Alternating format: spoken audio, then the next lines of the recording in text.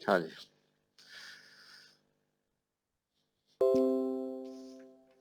कल हमने advantages of high level language की थी। आज उसके कुछ एक एग्जांपल देते हैं।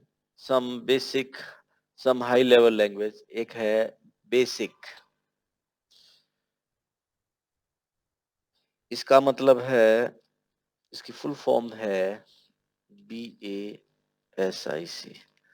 इसकी फुल फॉर्म है beginners all purpose symbolic. S for symbolic instruction code। Beginners all purpose symbolic instruction code. ठीक है। ये स्कूल वगैरह में पढ़ाई जाती थी, इजी थी, इसीलिए इसको स्कूल में फर्स्ट प्रोग्रामिंग लैंग्वेजेस होती थी पहले, अब तो नहीं होती। अब तो आपकी शुरुआत इसी से होती है। एक दूसरी लैंग्वेज का नाम है आपका फोर्ट्रान। फोर्ट्रान।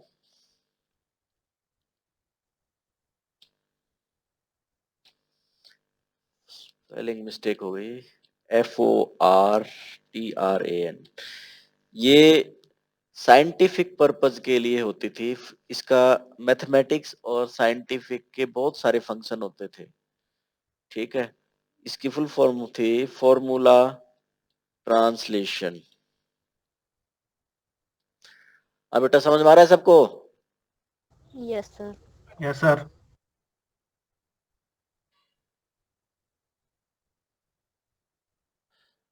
किसी को नहीं समझ में आ रहा हो चैट बॉक्स में लिख देना। ठीक है। Okay sir. Okay sir. तो फॉर्मूला ट्रांसलेशन थी। ये कहाँ यूज होती थी? साइंटिस्ट और वगैरह थे जो उनको फंक्शंस, कोई जैसे मान लो आपको बहुत बड़ा कोई मैथमेटिकल सॉल्यूशन है, कोई मैथमेटिकल इक्वेशन है, या कोई कोई ऐसा फंक्शन निकालना है जो उसकी वैल्यू निकालनी है आपको, आप कॉपी पेन से नहीं निकाल सकते, तो बहुत इसमें बहुत सारे मैथमेटिकल फंक्शन थे। ये उस टाइम के साइंटिस्ट वगैरह यूज करते थे इसको। तो फॉर्मूला ट्रांसलेशन, ये फोर्ट्रान पहले सिखाते थे कॉलेजों में इसको। फिर आई आपकी कोबोल। इसका कोबोल, इसकी फुल फॉर्म थी common business oriented language. Common business oriented language. ठीक है। फिर आई आपकी, इसमें क्या था, इसमें प्रोग्राम को 4 सेक्शन में बांटा था। जो आपकी किताब में है वही बता रहे हैं। पहला सेक्शन था आइडेंटिफिकेशन सेक्शन। ये ये जनरली डॉक्यूमेंटेशन पर्पज के लिए था। इसको 4 सेक्शन में बांटा गया था। आइडेंटिफिकेशन सेक्शन मतलब प्रोग्राम को 4 हिस्सों में बांटा गया था, इससे पजल मत होना आप। आइडेंटिफिकेशन सेक्शन ये एग्जाम में ज्यादा लिखने के लिए, किस किस की आइडेंटिफिकेशन, भाई ये डॉक्यूमेंटेशन पर्पज के लिए कि प्रोग्राम का नाम क्या है, ऑथर का नाम क्या है। ठीक है। Identification division.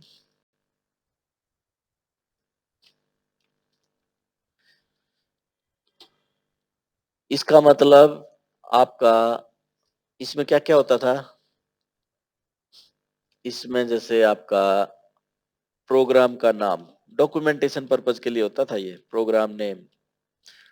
ऑथर नेम कि भाई किस ऑथर ने इसको लिखा है, उसका प्रोग्रामर कौन है, ऑथर नेम। आप अगर स्टूडेंट लिखेंगे तो स्टूडेंट का नाम आएगा यहाँ पे।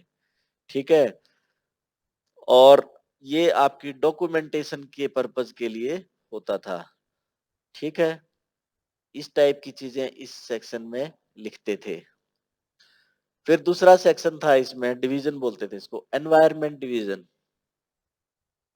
Environment division. Environment division. Environment division में क्या होता था?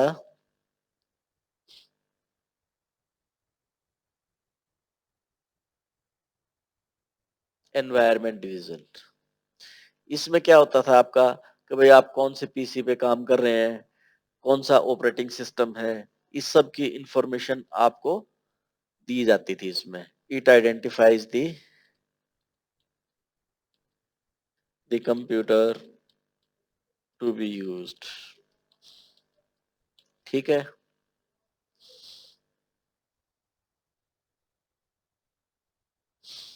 नेक्स्ट था आपका डेटा डिवीजन।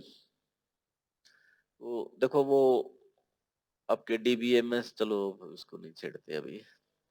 डेटा डिवीजन, ठीक है। ये कोबोल के पार्ट बता रहे हैं हम। कोबोल काफी फेमस हुई थी कभी लैंग्वेज ये। क्यों फेमस हुई थी?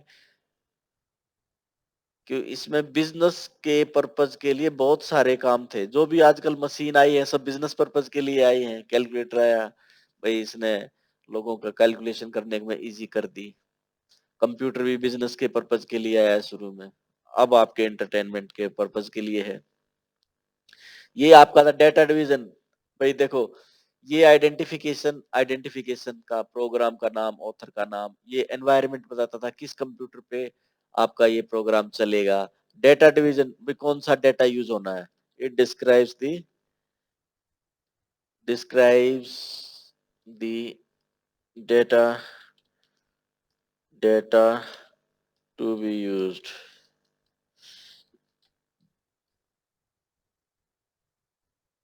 ठीक है।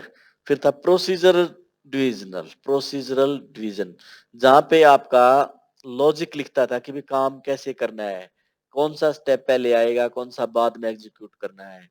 ये सारी चीजें इस सेक्शन में होती थी, प्रोसीजरल डिवीजन।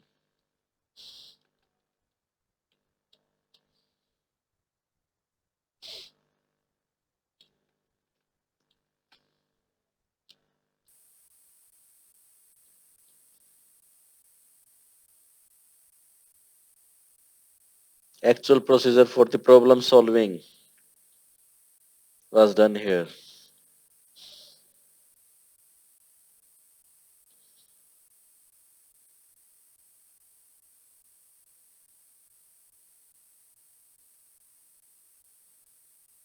ये प्रॉब्लम है, प्रीब्लम नहीं है, प्रॉब्लम है। मैं यहाँ पे ओ लिख देता हूँ, problem solving was done here. तो यहाँ पे इस सेक्शन में आपके, तो ये समझ लो जो आपका कोबोल का प्रोग्राम था वो ए, पहले यहाँ पे लिखेंगे आइडेंटिफिकेशन सेक्शन। आइडेंटिफिकेशन सेक्शन, इसमें आपका प्रोग्राम का नाम, ऑथर का नाम यहाँ लिख देंगे। फिर आता था एनवायरनमेंट डिवीजन। ये यहाँ पे आपका हो गया एनवायरनमेंट डिवीजन। यहाँ पे भाई किस मशीन पे प्रोग्राम बन रहा है, इस टाइप की इंफॉर्मेशन। थर्ड था डेटा। भाई यहाँ पे जो डेटा है वो लिख दो, तो किस डेटा पे काम करना है। और यहाँ पे आपका एक्चुअल प्रोग्राम फोर्थ सेक्शन में आता था। आए समझ में? इस तरह से आपके कोबोल के प्रोग्राम के डिवीजन थे। ठीक है बेटा? Yes, हाँ जी। sir. Yes sir. भाई किसी को नहीं समझ में आया हो तो वो कमेंट बॉक्स में लिख दो, रिपीट कर दूंगा मैं।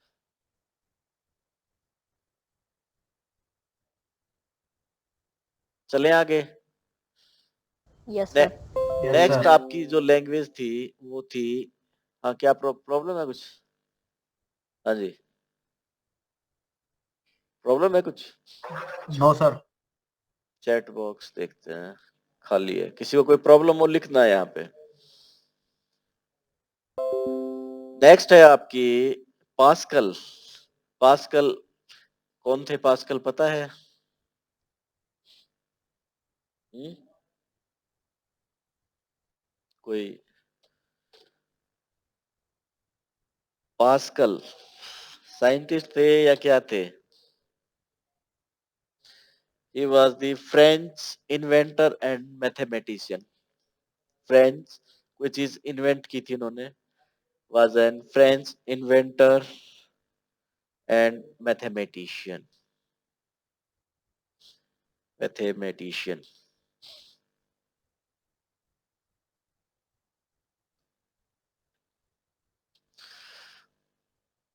इसके नाम पे, इसकी रिस्पेक्ट में एक लैंग्वेज बनी जिसका नाम था पास्कल।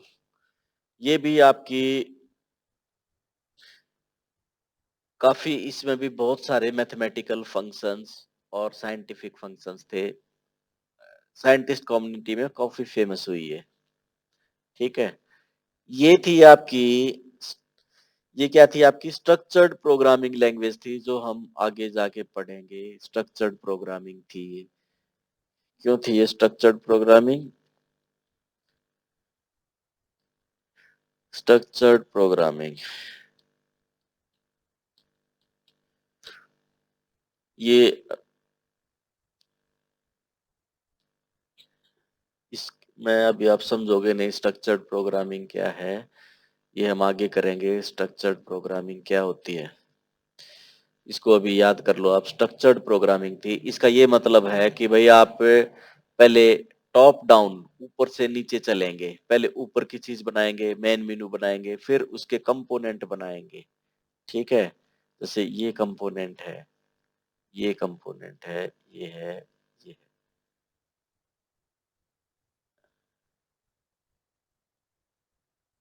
ये है। जैसे आपका ऊपर सबसे ऊपर मेन मेनू है, ये दो प्रोग्राम को कॉल करता है। फिर ये जो लेफ्ट वाला सब प्रोग्राम है, ये फर्दर दो सब प्रोग्राम को कॉल करता है। तो ये कह रहा है आप ऊपर से नीचे डेवलप करते चले जाओ। ठीक है, और ये क्या कह रहा है कि भाई एक ये प्रोसीजरल होती थी कि भाई पहले आपको ये लाइन एग्जीक्यूट करनी है, फिर ये लाइन करनी है, फिर इसके बाद ये generally control flow, flow of control. ये जैसे पहले ये लाइन यहाँ पे मान लो आ जाता है go to go to line number 9। तो ये आप first second third fourth fifth six seventh eight, और ये लाइन नंबर 9 है, तो ये सीधी नौवीं लाइन पे चला गया। ठीक है, तो आपको ये जो स्ट्रक्चर्ड प्रोग्रामिंग में थी कि आपको क्या कंट्रोल करता था, फ्लो ऑफ कंट्रोल, कि भाई इस अब ये इंस्ट्रक्शन एग्जीक्यूट होगी, ये इंस्ट्रक्शन एग्जीक्यूट होगी। अब इसमें बहुत सारी प्रॉब्लम थी स्ट्रक्चर्ड प्रोग्रामिंग में। तो इसको इससे ना स्ट्रक्चर्ड प्रोग्रामिंग से कम्प्लेक्सिटी संभल नहीं पाई थी। तब दूसरी अप्रोच आई थी, ये अप्रोच ऑफ प्रोग्रामिंग है स्ट्रक्चर्ड प्रोग्रामिंग अप्रोच। ठीक है, प्रोग्रामिंग करने का स्टाइल बदला उसके बाद। तो ये जो आपकी पास्कल थी ये स्ट्रक्चर्ड प्रोग्रामिंग थी, ये मत समझो कि ये बेस्ट थी। ठीक है, अब इसके बाद ये खत्म हुई। खत्म क्या हुई, चल रही है, अभी चल रही है। ये आपका प्रोसीजरल था कि आपके प्रोसीजर पे ध्यान दिया जाता है। अब ये प्रोसीजर होगा, अब ये लाइन एग्जीक्यूट होगी, अब ये लाइन एग्जीक्यूट होगी, अब ये लाइन एग्जीक्यूट होगी। ठीक है, आज के दिन ये स्ट्रक्चर्ड प्रोग्रामिंग को ओवरटेक कर दिया किसने, ऑब्जेक्ट ओरिएंटेड प्रोग्रामिंग ने। वो क्यों किया? क्योंकि इससे ना कम्प्लेक्सिटी मैनेज नहीं हो रही थी स्ट्रक्चर्ड प्रोग्रामिंग से। तो अब उनको कुछ स्टाइल चेंज करना था प्रोग्रामिंग का। ठीक है, ये चीजें आपकी आगे की हैं, हमारे इसमें इतनी नहीं है। ठीक है, अब ये जनरली बिगिनर्स में स्कूल कॉलेजों में पढ़ाई जाती थी हमारे टाइम में, आजकल तो ये नहीं पढ़ाई जाती। ठीक है, ये स्ट्रक्चर्ड प्रोग्रामिंग का ये मत समझो कि इसमें नहीं है स्ट्रक्चर्ड प्रोग्रामिंग, इसमें तो है। पास्कल में स्ट्रक्चर्ड प्रोग्रामिंग थी। ठीक है,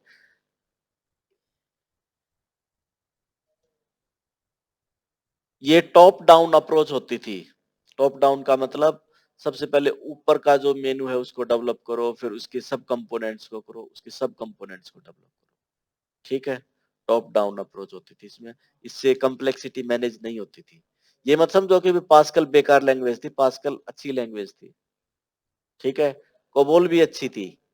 कोबोल में भी आपके बिजनेस के बहुत सारे काम होते थे। ठीक है, अब इन सब को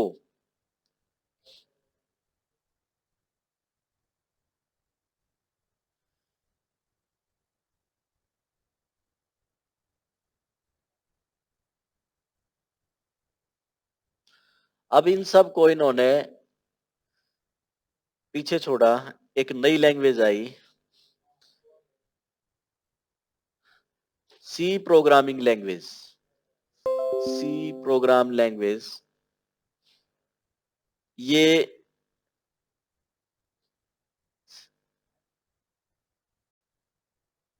सी। हाँ भाई, समझ में आ रहा है सबको जो मैं बोल रहा हूँ? Hello. Yes, sir. Yes sir. Yes sir. ठीक। C programming language.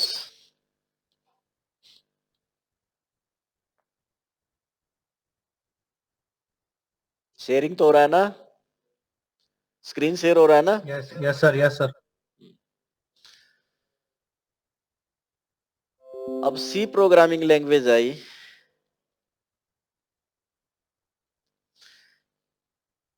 ये बेल लेबोरेटरी, एटीएनटी की बेल लेबोरेटरी थी, American telegraph and telecommunication company थी।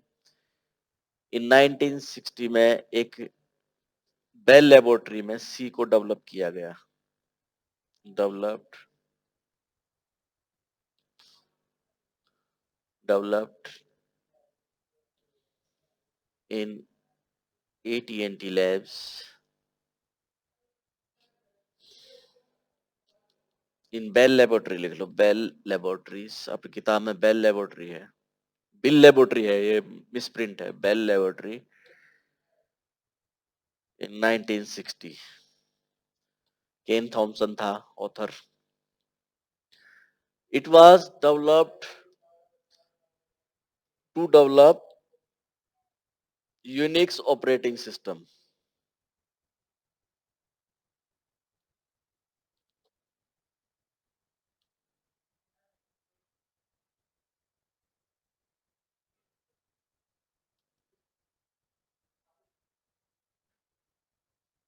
ठीक है, यूनिक्स ऑपरेटिंग सिस्टम को डेवलप करने के लिए, जैसे आपका विंडोज है, उस टाइम पे आपका ये सारे फीचर सबसे पहले first time character user interface में आए थे, जो आप समझोगे नहीं अभी। यूनिक्स ऑपरेटिंग सिस्टम जैसे आपका विंडोज ऑपरेटिंग सिस्टम है, ऐसे ही आपका एक यूनिक्स ऑपरेटिंग सिस्टम होता है। सर ये सी लैंग्वेज को 1960 में, सर 1960 में या 1972? 60 में लिखा है किताब में तो। कई मतलब पढ़ा है सर, कई बुक्स में हाँ, 1972 भी दिखा रहा है सर। किताब में 60 लिखा है, ये देख लेते हैं, नेट पे देख लेते हैं।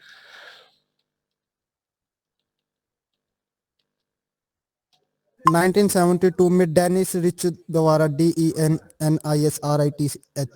हम्म, ये देखो, इसमें कई मॉडल आए बेटा। डेनिस रिची ने बनाया K&R C लैंग्वेज 1970 में। NCC ये 1989 में आया। अब ये C99, ये अलग अलग वर्जन है इसके। ठीक है, तो आप ये नहीं कह सकते कि ये वर्जन कौन सा था आपका 72 में को। एक मिनट देखिए, डेनिस रिची में आपका बेल लेबोरेटरी में आया ये एटीएनटी American telephone and telegraph, Dennis Ritchie. ठीक है, हाँ सर। ठीक है, डेनिस रिची इन 1972, किताब में 60 लिखा है। तो ये माने आपकी। आप देख रहे हो सर कौन सा करेक्ट है। अब ये देखो, इन्होंने वर्जन दिए हैं, ये नहीं बीपीसीएल। ठीक है, ठीक है, 72 ही बनेगा। 60 में तो बी और सी, बी से डिराइव हुई है ये। Yes 72, sir. 72 माना जाएगा। हाँ 72।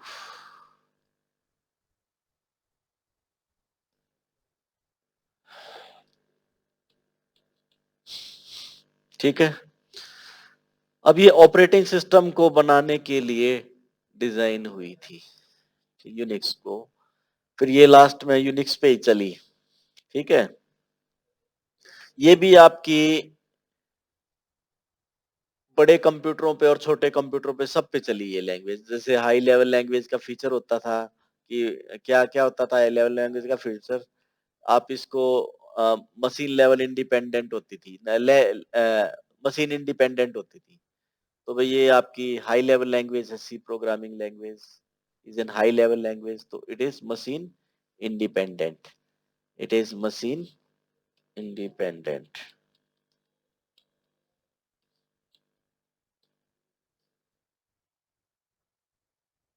मशीन इंडिपेंडेंट, ठीक है। ये इसको है ना, ये बहुत ही रोबस्ट, बहुत ही स्ट्रांग बोला गया है। क्यों बोला गया है? आप कंप्यूटर के जो हार्डवेयर है, कंप्यूटर के कंपोनेंट के साथ इंटरेक्ट कर सकते हो इसके साथ। You can interact with the computer hardware with the language. ठीक है, तो आप और भी काम भी कर सकते हो इसमें, जो जर्नली और जो काम करते हैं वो तो करती है, कंप्यूटर के हार्डवेयर से इंटरेक्ट कर सकती है ये। ठीक है, और इसमें क्या है, it is a structured programming language, it is a structured programming language. वही बात, programming language, structured programming language. जो स्टाइल ऑफ प्रोग्रामिंग था, मान लेते हैं आपके दो स्टाइल हैं, एक स्ट्रक्चर्ड है, एक ऑब्जेक्ट ओरिएंटेड है। तो ये कौन सा है? स्ट्रक्चर्ड प्रोग्रामिंग लैंग्वेज है। इसमें आप, ये स्टाइल ऑफ प्रोग्रामिंग होता है कि भाई आप जैसे ये ये लाइन, ये लाइन, फिर ये लाइन, फिर ये लाइन, फिर ये लाइन। अब आपको पहले जैसे ये है फ्लो, पहले इसके बाद ये करो, फिर इसके बाद ये लाइन एग्जीक्यूट करो, फिर इसके बाद ये करो, फिर इसके बाद आपको ये दे दिया। तो यहाँ पे कुछ कंट्रोल स्टेटमेंट होते हैं, कंट्रोल स्ट्रक्चर्स होते हैं जो आपको जंप करने के लिए देंगे। यहाँ से आप यहाँ जाएंगे, इसमें भी होंगे, उनमें भी होंगे, ऑब्जेक्ट ओरिएंटेड में भी होंगे। पर इसका जो मेन फोकस होता है, it depends on the flow of control, कि भाई प्रोग्राम में किस लाइन पे कहाँ पे गया है। ठीक है, इसके इसमें कुछ प्रॉब्लम थी इस लैंग्वेज में, स्ट्रक्चर्ड प्रोग्रामिंग लैंग्वेज में, प्रोसीजरल लैंग्वेज में। तो इनको रिमूव किया किसके through? Object oriented programming languages के थ्रू। तो ये नेक्स्ट है, it is useful for list processing. हाँ भाई, समझ में आ रहा है सबको? हाँ जी, Yes, sir. Yes sir.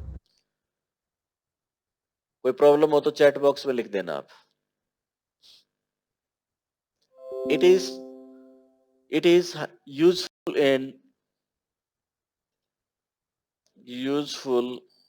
In list processing. It is useful in list processing, इसका मतलब ये, जैसे एक लिस्ट बनाते हैं आपकी,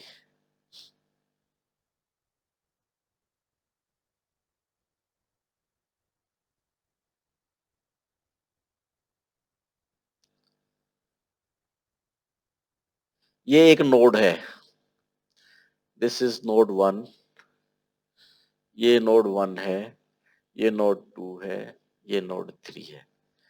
ठीक है, अब आप एक बात बताओ, मान लो कोई बहुत बड़ा सिस्टम है, उसमें आपको पहले कह दें कि आपके लिए भाई एक अनुमान लगाना पड़े आपको कि गिव मी, मान लो ये एक ट्रेन का एग्जांपल ले लेते हैं। आपको अनुमान लगाना पड़े कि भाई कल आपको 100 सीट्स की जरूरत है, 1 2 3, ये सीट आपकी 100 तक आपकी सीट की जरूरत है। ठीक है, आपको 100 तक सीट्स की जरूरत है, 1 2 3 4 5 6 100 तक। और उस दिन आपके आते हैं सिर्फ 10 आदमी, 4 5 10 तक आते हैं बस, बाकी 90 सीट खाली। हाँ जी, पहले बुकिंग में तो ऐसे ही होगा ना। Yes sir. और अब ऐसा सिस्टम कर दें कि भाई जिसको मतलब जैसे ट्रेन ऐसी बना दें कि भाई एक बोगी ये है, शुरू में एक बोगी है, उसमें 5 आदमी है, 5 आदमी बैठ जाओ इसमें, बोला 10 आदमी आगे, 50 आदमी आगे, ठीक है, बोला ऐसी ऐसी 10 बोगी तैयार कर दो उसी टाइम और उसको जोड़ दो आपस में, है।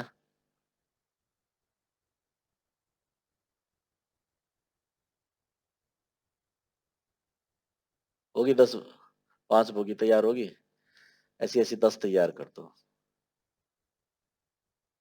ठीक है। अब ये कोई कहता है कि भाई 1 2 3 4 5 6 बोगी है मेरी, अब मान लो अगले दिन, अब बीच में ये सोच के देखो ये बोगी खाली हो गई, बोला इसको निकाल दो, इसकी जगह इसको अटैच कर दो सीधा डायरेक्ट, इसी खाली होगी मान लो ये, तो इसको आप इसको इससे अटैच कर दो, इसको इसका कनेक्शन काट दो इन दोनों का, ये अलग, भाई पिछले से जो जोड़ी हुई है उसको हटा दो और अगले से जोड़ी हुई है उसको हटा दो, इसका कनेक्शन इससे जोड़ दो, ये हट गया ये डिब्बा, है। Yes sir. ऐसे ही मेमोरी की प्रोसेसिंग भी इसमें होती है, टू सेव मेमोरी। अगर ये आपको पहले ही एस्टिमेट लगाना पड़ जाए कि मेरे को इतनी मेमोरी चाहिए, तो बहुत बहुत ज्यादा वेस्टेज होगी। तो ये है लिस्ट प्रोसेसिंग, आपको मेमोरी सेव करता है डायनेमिक मेमोरी के लिए, ठीक है, आया समझ में। Yes, sir. Yes sir. Next है programs are written in small modules, छोटे छोटे प्रोग्राम लिखे जाते हैं, छोटे छोटे प्रोग्राम, उन प्रोग्राम्स को आप छोटे छोटे प्रोग्राम लिखे जाएंगे, उन सब को आपको मर्ज किया जाएगा, वो बड़े होके एक बहुत ही बड़ा प्रोग्राम बनेगा। आज कल परसों हम कराएंगे कि वो कौन सा सॉफ्टवेयर है, कौन सा सिस्टम सॉफ्टवेयर है जो छोटे छोटे प्रोग्राम्स को मर्ज करेगा, ठीक है, वो बन के एक बड़ा प्रोग्राम बनाएंगे। तो इनको जब छोटे छोटे बना रहे हैं तो इनको डीबग करना आसान होता है। What is debugging, what is debugging? हाँ भाई, बग खटमल, बग खटमल ही होता होगा ना, खटमल को निकालना पड़ता है एक एक करके, ठीक है, खटमल को निकालना पड़ता है एक एक करके। तो ऐसे ही ये आपके जो एरर हैं ये है, प्रोग्राम, आपका प्रोग्राम तभी रन होगा जब उसमें से देखो, प्रोग्राम रन करने से पहले आपको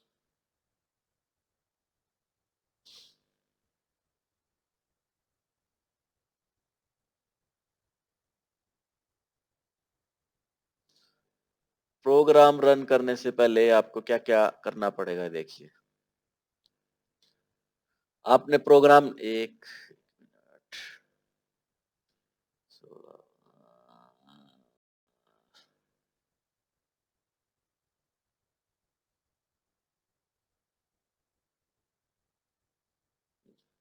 देखिए जैसे एक प्रोग्राम है आपका, दिस इज वन प्रोग्राम, यहाँ पे आप कुछ लिखते हैं सी में, जैसे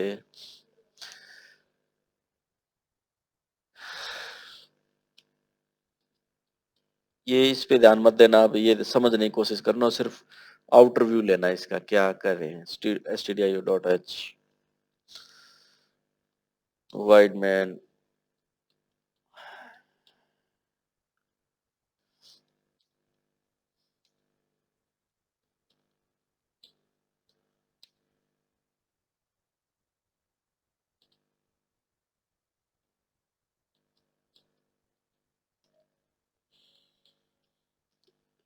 ये मत समझना कि क्या कर रहा है प्रोग्राम, बस ये देखो कि इसे काम कैसे कर रहा है। ये एक सी का प्रोग्राम है। मैंने इसको इसमें लिखा, इसका नाम मैं जैसे नाम दे दिया मैंने, प्रोग्राम का नाम abc.c। तो ये हमारा जो मैंने ये प्रोग्राम लिखा कंप्यूटर पे, कंप्यूटर में तो मैं ऐसे इंग्लिश में लिखूंगा ना, तो मैंने इस प्रोग्राम का, इसमें सोर्स प्रोग्राम कौन सा है? What is the source program? Source program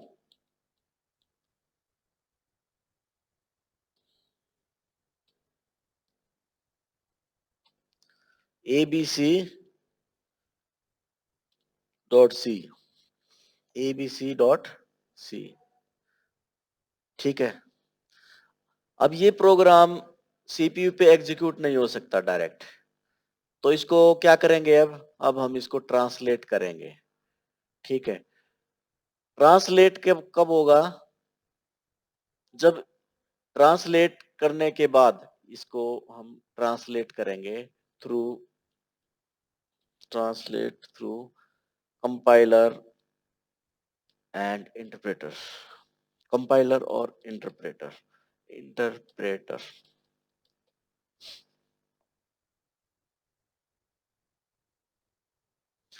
और फिर यहाँ पे आपका एक ऑब्जेक्ट कोड बनेगा, ऑब्जेक्ट कोड। ठीक है। ऑब्जेक्ट कोड कुछ इस टाइप का होगा आपका, ये 10001 12 10001 1003, फिर 1004, 4 नहीं है, चलो हेक्साडेसिमल में है 10002। ये असेंबली लैंग्वेज टाइप में है कोई चीज, ये लगाओ। असेंबली नहीं, मशीन लेवल लैंग्वेज में। यहाँ पे मैंने 2 इंस्ट्रक्शन लिखी हैं। इसने ये, अब ये जो है ये इंस्ट्रक्शंस इसमें कन्वर्जन करेगा बाइनरी लैंग्वेज में, इसको बाइनरी में, मशीन लेवल लैंग्वेज में इन सबको कन्वर्जन करेगा ये। ठीक है। ये हेक्साडेसिमल में नोटेशन है इनकी रिप्रेजेंटेशन, वैसे आप बाइनरी में इसको कर दो, मैं इसको भी बाइनरी में ही कर रहा हूँ 1, और यहाँ भी 1। ठीक है, अब तो कोई प्रॉब्लम नहीं, और ये भी 1। ठीक है। अब मान लो ये आपकी, इसने मशीन लेवल लैंग्वेज तैयार कर दी, दैट इज ऑब्जेक्ट कोड। जो ऑब्जेक्ट कोड है, मतलब ऑब्जेक्ट कोड, इसी कोड को डायरेक्ट सीपीयू में हम चढ़ाएंगे। वो कौन चढ़ाएगा? वो ये कोड आपका सीपीयू में नहीं, मेमोरी में जाएगा, डायरेक्ट मेमोरी में, मेमोरी में, ये मेमोरी में जाएगा आपका। ठीक है। ये आपका कहाँ जाएगा? मेमोरी में, और ये फिर आपका सीपीयू में एग्जीक्यूट हो जाएगा डायरेक्ट। ठीक है। अभी आपका ये जो हम कह रहे थे, अब इसमें है they can be easily debug. ये तभी कंपाइल होगा, तभी ट्रांसलेट होगा जब इसके अंदर कोई एरर ना हो। तो कंपाइलर का काम क्या है? To make object code of this, to make object code of the source code, and second work is to find out the errors from the source program। ये अंडरलाइन कर देगा, आपने यहाँ पे कुछ गलती की है, यहाँ पे मेरे को ये अंडरलाइन कर देगा, और आगे चलेगा ही नहीं। अंडरलाइन क्यों है? कि मैंने एक सिंटेक्स भूल गया इसमें, कि every statement terminates with A semicolon. मैं जब इसको सेमीकोलन यहाँ लगा दूंगा, तब क्या होगा? ये दोबारा मैं इसको फिर कंपाइल करूंगा, तो तब ये जब इसमें बिल्कुल एरर फ्री हो जाएगा। रिमूविंग एरर इज डीबगिंग, और बग मींस एरर, तो रिमूविंग एरर इज डीबगिंग। फिर मैं इनको कंपाइल कर दूंगा, और कंपाइल करके ये ऑटोमेटिकली एक ऑब्जेक्ट कोड बन जाएगा, जो ऑब्जेक्ट कोड आप जब रन करेंगे तो वो ऑटोमेटिकली लोडर उसको मेमोरी में चढ़ा देगा। ठीक है। हाँ जी, किसको समझ में आया, किसको नहीं आया, बताइए।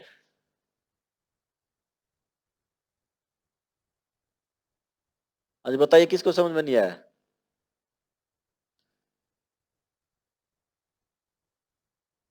बोलिए।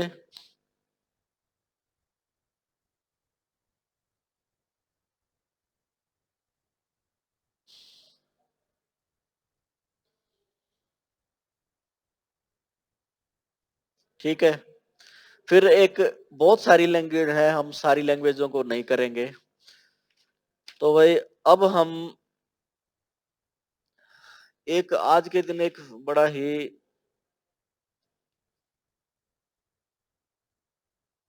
एक बड़ी फेमस लैंग्वेज है प्रोलोग। आया समझ में ये? हमारा ऑब्जेक्टिव है यस आपको सर। हाई लेवल लैंग्वेजेस को समझाना, किस तरह से काम कर रही है। एक आपका एक आपकी लैंग्वेज है प्रोलोग और एक है Lisp. Prolog and Lisp. What do you mean by Prolog? Prolog का मतलब वो है, फुल फॉर्म है programming logic. Programming logic, logic कोई चीज है उसको आप समझ जाओ, it means it is related with artificial intelligence. Programming logic, PL stand for, Prolog stand for programming logic.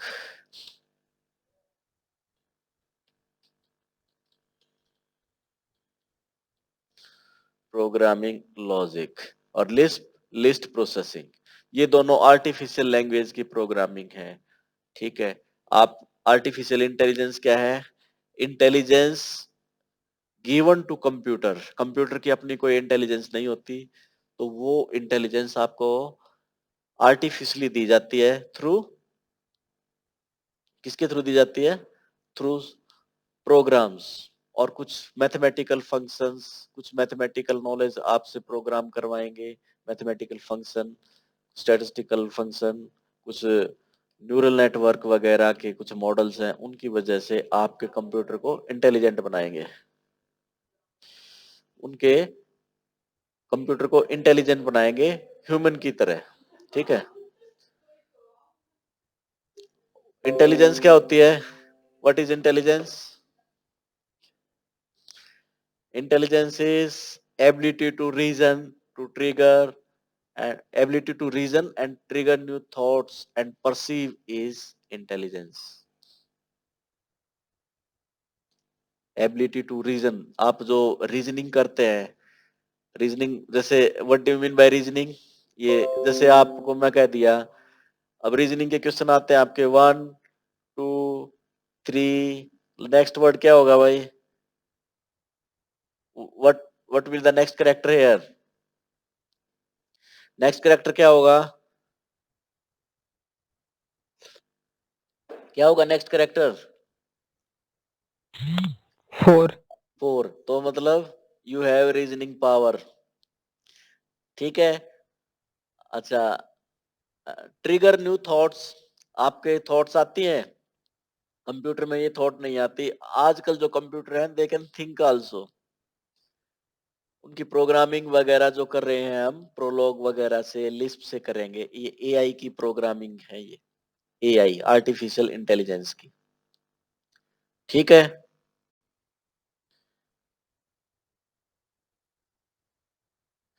ऐसा करो अब आप अपने बाकी जो लैंग्वेज ट्रांसलेटर है उनको कल करेंगे। लगभग हो ही गया हमारा ये, कल इस चैप्टर को खत्म कर देंगे हम। फिर नेक्स्ट करेंगे ऑपरेटिंग सिस्टम्स करेंगे। ठीक है, अपने रोल नंबर लिख दो यहाँ पे, रोल नंबर और नाम चैट बॉक्स में।